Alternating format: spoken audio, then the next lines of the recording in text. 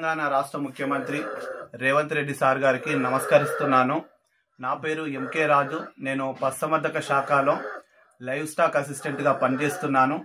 అదేవిధంగా నేను Telangana employees association veterinary and animal husbandry state ప్రెసిడెంట్ని.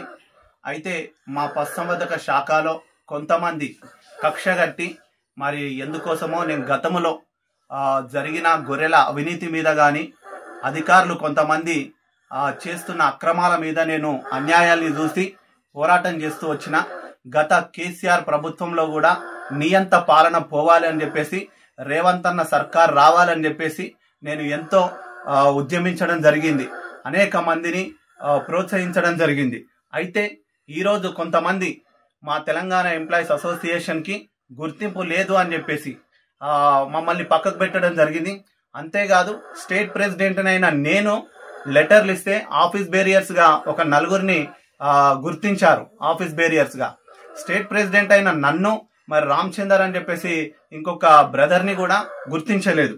మరి అనేక మంది అసలు ఆఫీస్ బేరియర్స్ కాదు, అసలు వాళ్ళ ఎలక్షన్స్ లేవు, ఎవరినో తెలియని వాళ్ళను కూడా కొన్ని సంఘాలు ఆ రోజు ఏవైతే కేసీఆర్ కి ఊడిగం చేసినాయో, కేసీఆర్ కి బానిసలాగా బతికినాయో, ఆ సంఘాలు కేసీఆర్ కి పాలాభిషేకాలు చేశాయో అలాంటి సంఘాలకు మాత్రము ఈ విధంగా వాళ్ళని ఆఫీస్ బేరియర్స్ గా గుర్తించారండి. ఆ కాలంలో 7th కాలంలో ఎస్ అనే కాలంలో ఎస్ అని చెప్పేసి పెట్టడం జరిగింది. ఈ రోజు మా అమ్మమ్మ పరిస్థితి, ఏ ఇంటికి వెళ్ళినా కూడా కిరాయియర్ 103 ఏళ్ల వయసున్నామే, మానవత్వంతో పై అధికారులకు కూడా నేను విన్నవించుకున్నా మా అమ్మమ్మ పరిస్థితి ఇలా ఉంది అని చెప్పేసి. సో ఈ రోజు మా కౌన్సిలింగ్ ఉంది సార్. నేను రిక్వెస్ట్ చేసిన, కానీ రేవంత్ రెడ్డి సార్ మీకు తెలియకుండా చాలా జరుగుతున్నాయి. మా శాఖకు మీరే మంత్రివర్యులు, మీరు ఈ తెలంగాణ రాష్ట్రానికి ముఖ్యమంత్రులు సార్. మీ యొక్క సారథ్యంలో మేము ఉన్నాము కాబట్టి మీ పిల్లలుగా మేము మిమ్మల్ని వేడుకుంటున్నాం సార్. మమ్మల్ని వేరే సంఘాలలోని ఎట్లా గుర్తించిర్రో, వాళ్ళు ఎలక్షన్లు లేదు, ఏం లేదు, రాత్రికి రాత్రే 10,000, 20,000, 30,000 ఇచ్చి ఆ యొక్క ఆర్డర్ కాపీలు తెచ్చుకొని ఆఫీస్ బేరియర్స్ అని చెప్పేసి మన తాలూకా సంబంధించిన వాళ్ళని చెప్పేసి రకరకాలుగా తీసుకొని రావడం జరిగింది. ఈ యొక్క పశుసంవర్ధక శాఖలో మేము ప్రశ్నిస్తే, మేము అడిగితే అసలు మేము ఒక అధికారి అంటాడు అడిషనల్ డైరెక్టర్ని అడగండి అంటారు, ఒకరేమో డైరెక్టర్ని అడగండి అంటారు, ఒకరేమో ఓఎంని అడగండి అంటారు, ఒకరేమో ఏడీని అడగండి అంటారు. ఎందుకు ఈ కక్షపూరితంగా ఉన్న 100 మందికి ఎవరికో సభ్యత్వం లేనోళ్లకు, సంఘం రిజిస్ట్రేషన్ లేనోళ్లకు కూడా ఆఫీస్ బేరియర్స్ గా ట్రీట్ చేసిర్రు. మరి మాకొక న్యాయమో వాళ్ళకొక న్యాయమా? ఇక్కడ ఆంధ్ర రాజకీయాలు, రాయలసీమ రాజకీయాలు అనేది స్పష్టంగా నడుస్తున్నాయి సార్. తెలంగాణ బిడ్డలమైన మాకు అన్యాయం జరుగుతుంది.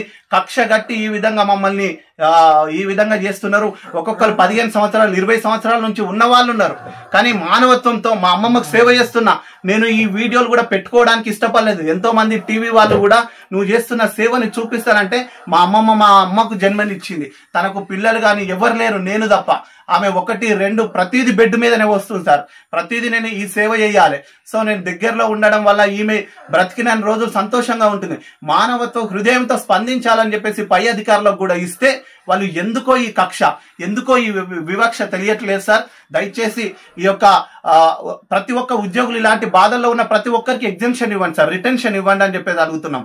వట్టిగా నేను అడగట్లేదు. నా ఇంటికి రండి, చూడండి ఈ పరిస్థితి నిజమో కాదు. ఒకవేళ అబద్ధం అయితే, మా అమ్మమ్మ సేవ చేస్తుంది అబద్ధమే అయితే, ఏదో వీడియో కోసమో ఫొటోస్ కోసమో నేను చేస్తే నన్ను సస్పెండ్ కాదు కదా, ఉద్యోగంలో నుండి డిస్మిస్ చేయండి. కానీ మానవత్వ హృదయంతో స్పందించాలని చెప్పేసి మా పశుసంవర్ధక శాఖలో ఆ B3 సెక్షన్ లో నా పేరుని ఇంకొకరిది ఆ యొక్క ఆఫీస్ బేరియర్స్ గా గుర్తించకుండా ఎవరైతే కుట్ర బన్నుతున్నారో వాళ్ళ మీద చట్టపరంగా తప్పకుండా చర్యలు తీసుకోవాలని ముఖ్యమంత్రి గారికి సవినయంగా బ్రతిమలాడుతున్నాను సార్. Thank you sir.